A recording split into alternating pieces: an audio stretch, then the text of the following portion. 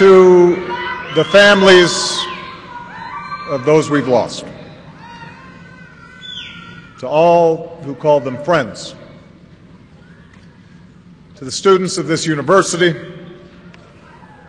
the public servants who are gathered here, the people of Tucson, and the people of Arizona. I have come here tonight as an American who, like all Americans, kneels to pray with you today and will stand by you tomorrow.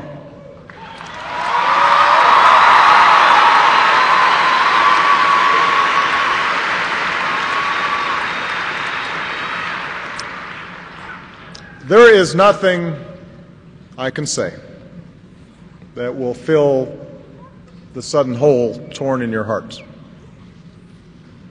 But know this: the hopes of a nation are here tonight. We mourn with you for the fallen. We join you in your grief. And we add our faith to yours that Representative Gabrielle Giffords and the other living victims of this tragedy will pull through.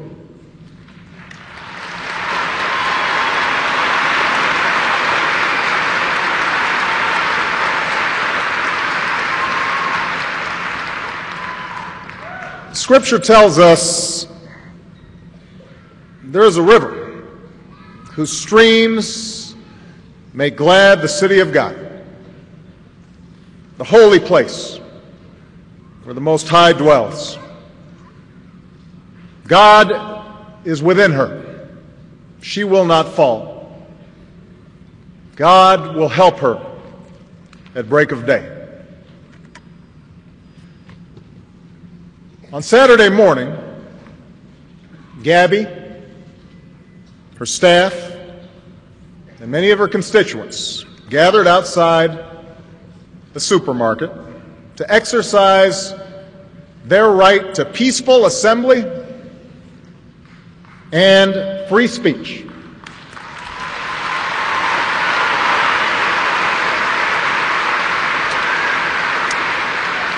They were fulfilling a central tenet of the democracy envisioned by our founders.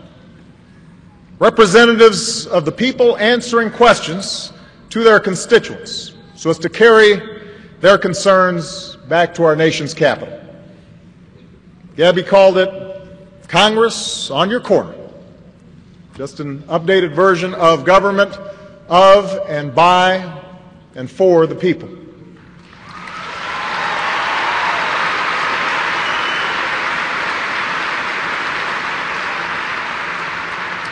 And that quintessentially American scene, that was the scene that was shattered by a gunman's bullets.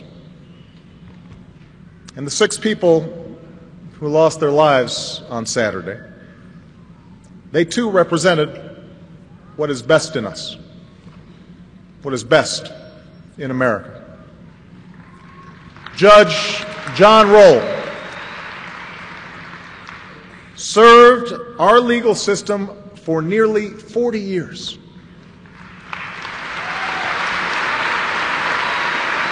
A graduate of this university and a graduate of this law school.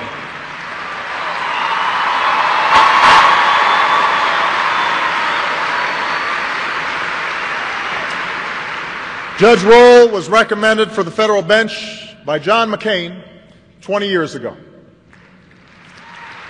Appointed by President George H.W. Bush, and rose to become Arizona's chief federal judge.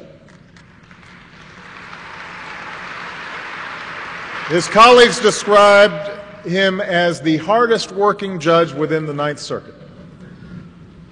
He was on his way back from attending Mass, as he did every day, when he decided to stop by and say hi to his representative. John is survived by his loving wife, Maureen, his 3 sons, and his 5 beautiful grandchildren.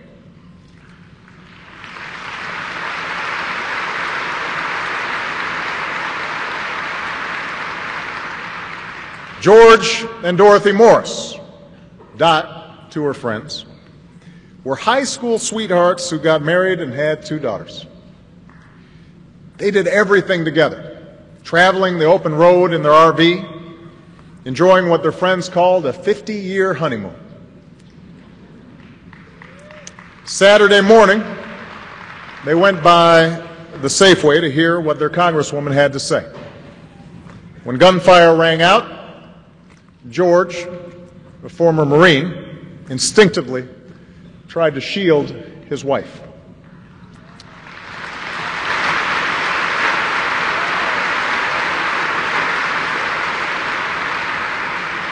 Both were shot. Dot passed away. A New Jersey native, Phyllis Schneck, retired to Tucson to beat the snow. But in the summer, she would return east, where her world revolved around her 3 children, her 7 grandchildren, and 2-year-old great-granddaughter. A gifted quilter, she'd often work under her favorite tree, or sometimes she'd sew aprons with the logos of the Jets and the Giants to give out at the church where she volunteered. A Republican, she took a liking to Gabby and wanted to get to know her better.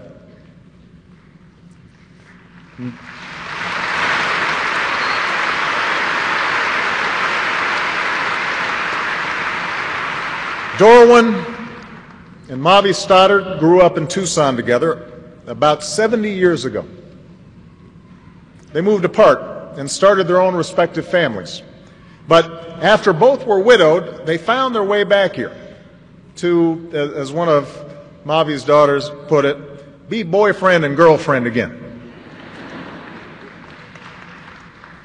When they weren't out on the road in their motorhome, you could find them just up the road, helping folks in need at the Mountain Avenue Church of Christ. A retired construction worker, Dorwin spent his spare time fixing up the church along with his dog Tux. His final act of selflessness was to dive on top of his wife, sacrificing his life for hers.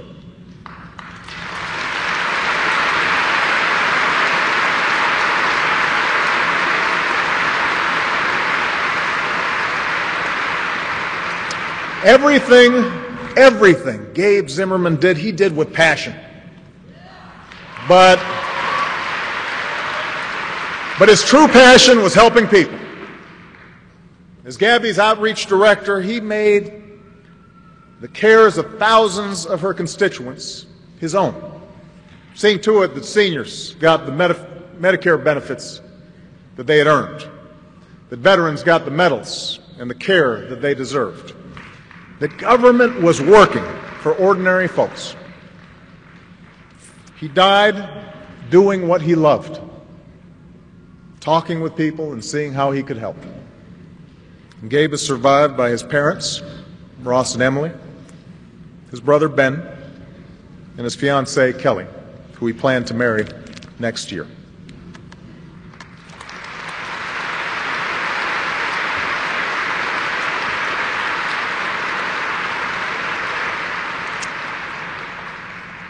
And then there is 9-year-old Christina Taylor Green. Christina was an A student. She was a dancer. She was a gymnast. She decided that she wanted to be the first woman to play in the major leagues. And as the only girl on her little league team, no one put it past her.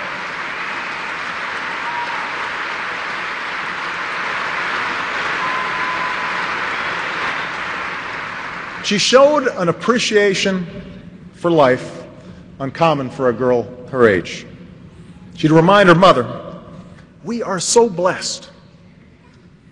We have the best life." And she'd pay those blessings back by participating in a charity that helped children who were less fortunate. Our hearts are broken by their sudden passing. Our hearts are broken. And yet, our hearts also have reason for fullness.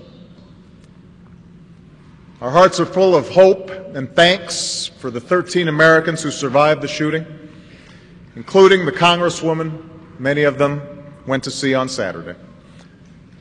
I have just come from the University Medical Center, just a mile from here, where our friend Gabby courageously fights to recover, even as we speak. And I want to tell you, her husband Mark is here, and he allows me to share this with you. Right after we went to visit, a few minutes after we left her room and some of her colleagues from Congress were in the room, Gabby opened her eyes for the first time. Gabby opened her eyes for the first time.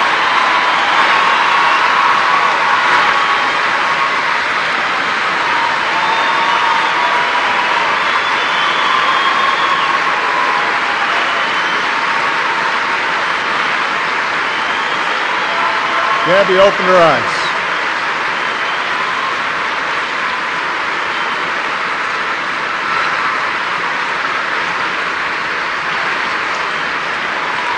Gabby opened her eyes, so I can tell you she knows we are here, she knows we love her, and she knows that we are rooting for her through what is undoubtedly going to be a difficult journey.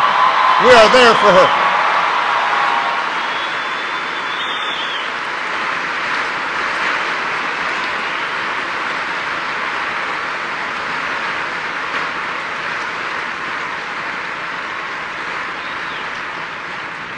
Our hearts are full of thanks for that good news, and our hearts are full of gratitude for those who saved others. We are grateful to Daniel Hernandez, a volunteer in Gabby's office. And Daniel, I'm sorry you may deny it, but we've decided you are a hero because you ran through the chaos to minister to your boss and tended to her wounds and helped keep her alive.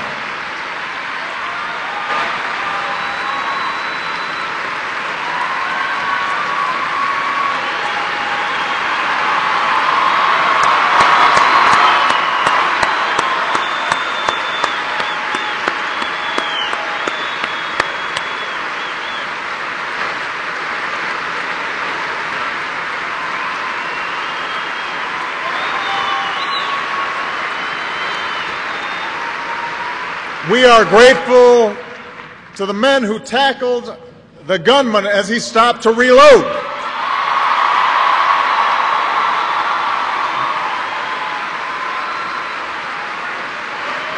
They're right over there.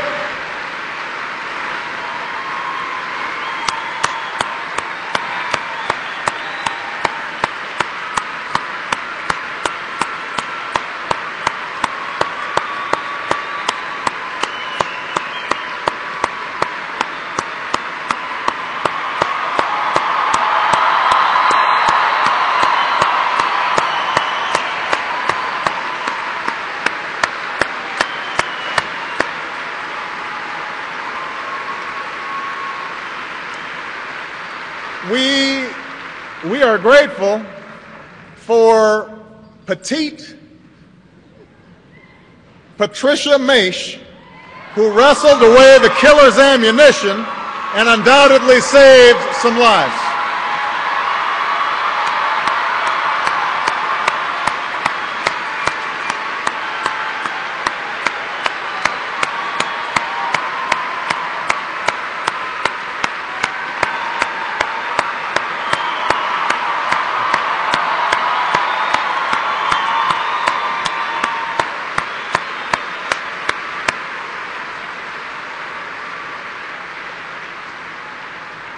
And we are grateful for the doctors and nurses and first responders who worked wonders to heal those who've been hurt.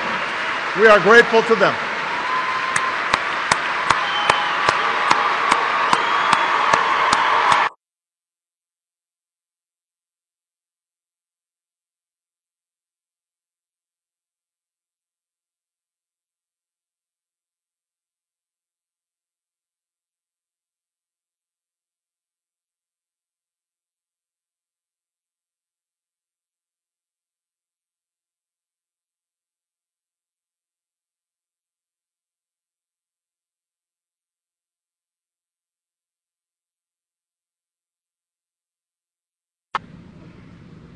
They remind us that heroism does not require special training or physical strength. Heroism is here, in the hearts of so many of our fellow citizens, all around us, just waiting to be summoned, as it was on Saturday morning. Their actions, their selflessness, poses a challenge to each of us.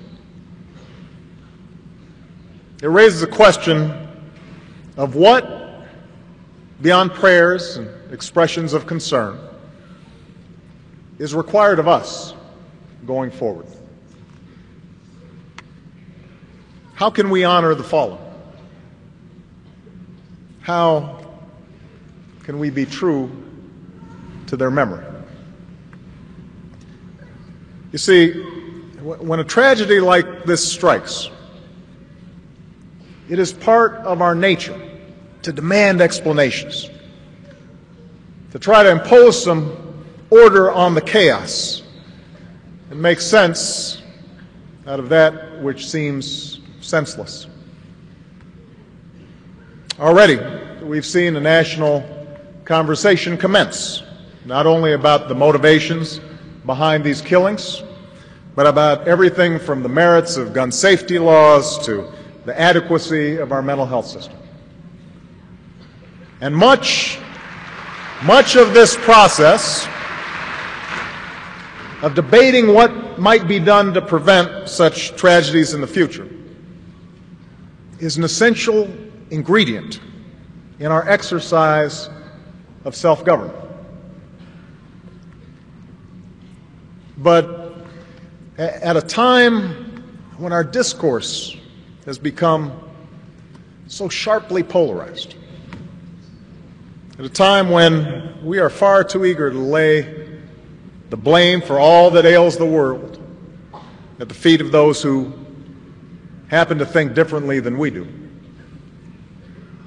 it's important for us to pause for a moment and make sure that we're talking with each other in a way that heals, not in a way that wounds.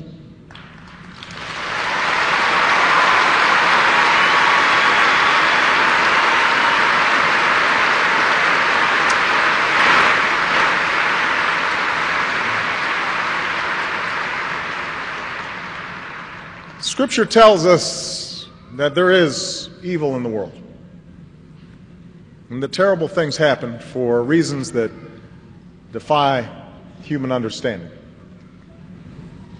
In the words of Job, when I looked for light, then came darkness. Bad things happen, and we have to guard against simple explanations in the aftermath. But the truth is, none of us can know exactly what triggered this vicious attack. None of us can know with any certainty what might have stopped these shots from being fired, or what thoughts lurked in the inner recesses of a violent man's mind. Yes, we have to examine all the facts behind this tragedy. We cannot and will not be passive in the face of such violence. We should be willing to challenge old assumptions in order to lessen the prospects of such violence in the future.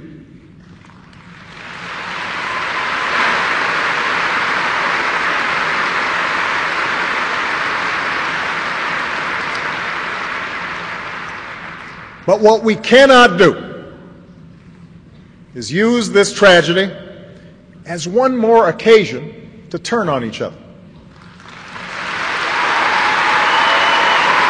That we cannot do.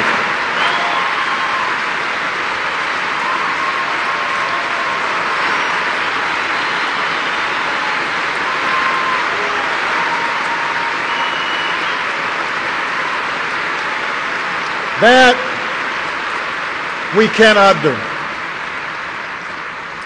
As we discuss these issues, let each of us do so with a good dose of humility. Rather than pointing fingers or assigning blame, let's use this occasion to expand our moral imaginations, to listen to each other more carefully, to sharpen our instincts for empathy, and remind ourselves of all the ways that our hopes and dreams are bound together. After all,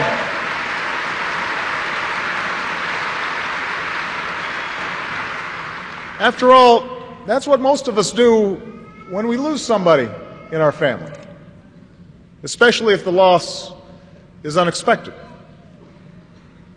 We're shaken out of our routines. We're forced to look inward. We reflect on the past. Did we spend enough time with an aging parent, we wonder? Did we express our gratitude for all the sacrifices that they made for us? Did we tell a spouse just how desperately we love them? Not just once in a while, but every single day. So some loss causes us to look backward, but it also forces us to look forward, to reflect on the present and the future, on the manner in which we live our lives, and nurture our relationships with those who are still with us.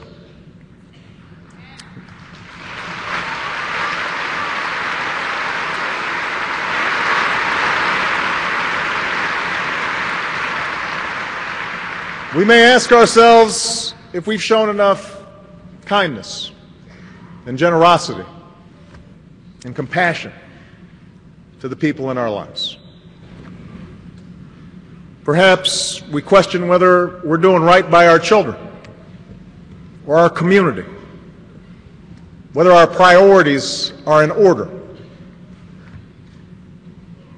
We recognize our own mortality, and we are reminded that in the fleeting time we have on this earth, what matters is not wealth or status or power or fame, but rather how well we have loved and what small part we have played in making the lives of other people better.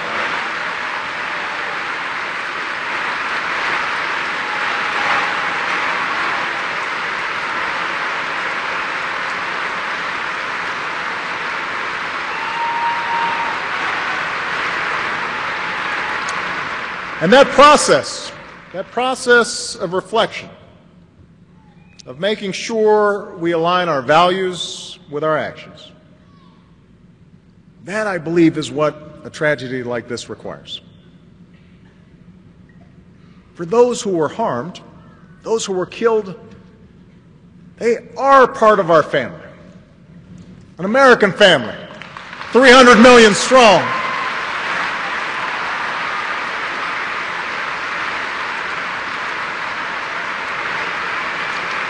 We may not have known them personally, but surely we see ourselves in them. In George, in Dot, in Dorwin, and Mavi. We sense the abiding love we have for our own husbands, our own wives, our own life partners. Phyllis, she's our mom, or our grandma. Gabe, our brother or son. In Judge Roll, we recognize not only a man who prized his family and doing his job well, but also a man who embodied America's fidelity to the law. And in Gabby, we see a reflection of our public spiritedness, that desire to participate in that sometimes frustrating, sometimes contentious, but always necessary and never-ending process to form a more perfect union.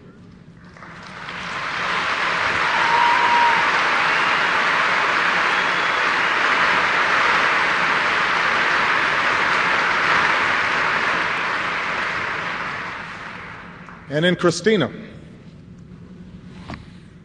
Christina, we see all of our children. So curious, so trusting, so energetic, so full of magic, so deserving of our love, and so deserving of our good example. If this tragedy prompts reflection and debate, as it should, let's make sure it's worthy of those we have lost.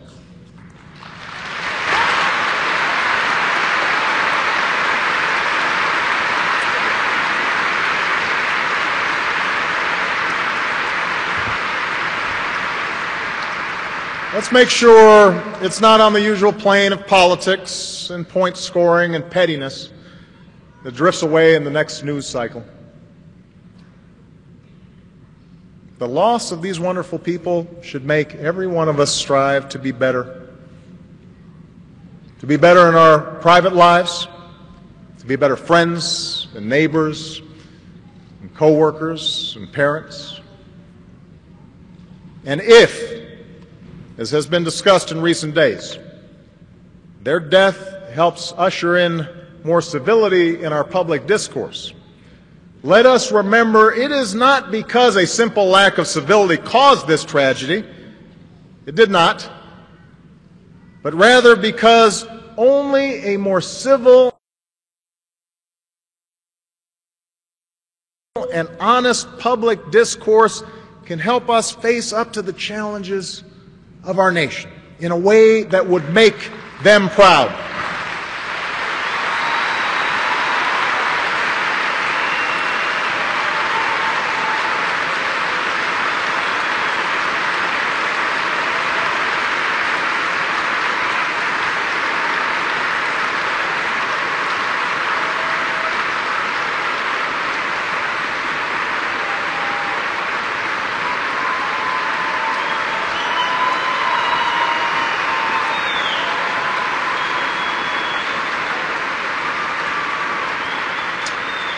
We should be civil because we want to live up to the example of public servants like John Roll and Gabby Giffords, who knew first and foremost that we are all Americans and that we can question each other's ideas without questioning each other's love of country, and that our task, working together, is to constantly widen the circle of our concern so that we bequeath the American dream to future generations.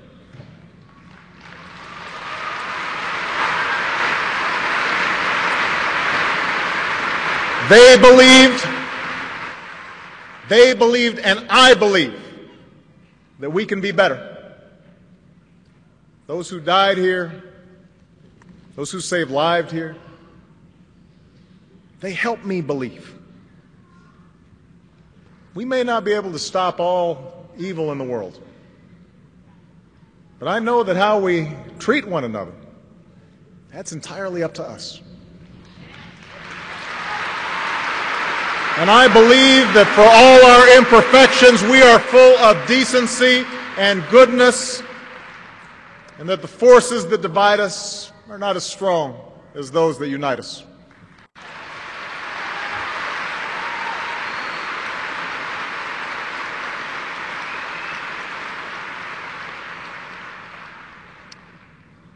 That's what I believe, in part because that's what a child like Christina Taylor Greene believed. Imagine for a moment, here was a young girl who was just becoming aware of our democracy, just beginning to understand the obligations of citizenship, just starting to glimpse the fact that someday she too might play a part in shaping her nation's future.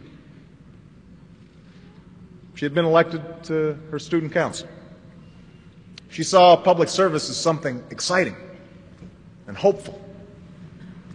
She was off to meet her congresswoman, someone she was sure was good and important and might be a role model. She saw all this through the eyes of a child, undimmed by the cynicism or vitriol that we adults all too often just take for granted. I want to live up to her expectations. I want our democracy to be as good as Christina imagined it. I want America to be as good as she imagined it. All of us, we should do everything we can do to make sure this country lives up to our children's expectations.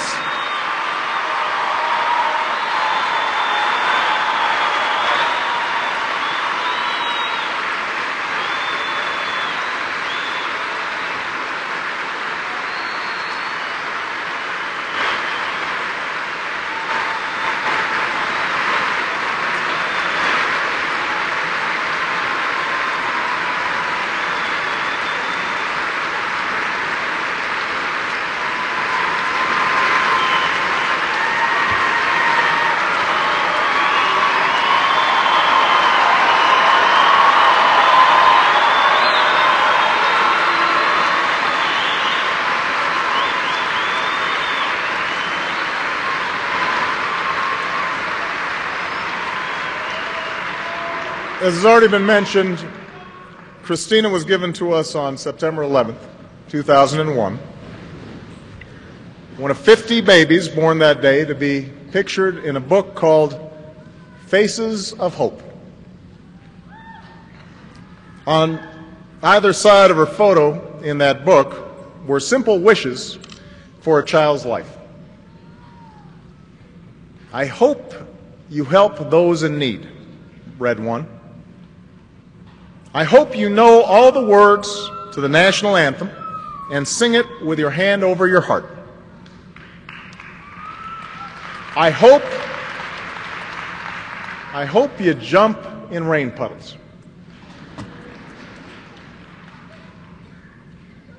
If there are rain puddles in heaven, Christina is jumping in them today.